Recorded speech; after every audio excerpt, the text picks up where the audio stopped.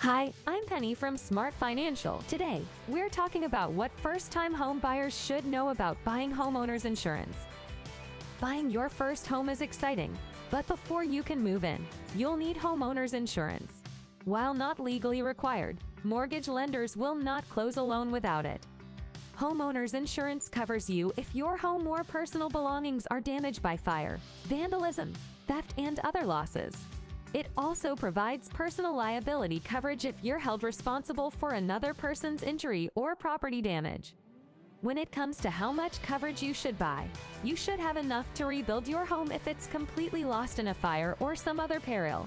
As for insuring your personal belongings, it's a good idea to buy enough insurance to cover the total value of all your items. Generally, you should start shopping for homeowners insurance at least 1 month before your closing date. If you delay, it can cause issues with closing on your mortgage. As a first-time home buyer, shopping for homeowners insurance can be overwhelming. That's why SmartFinancial can easily compare quotes from multiple insurers in one place. Visit smartfinancial.com to get started now.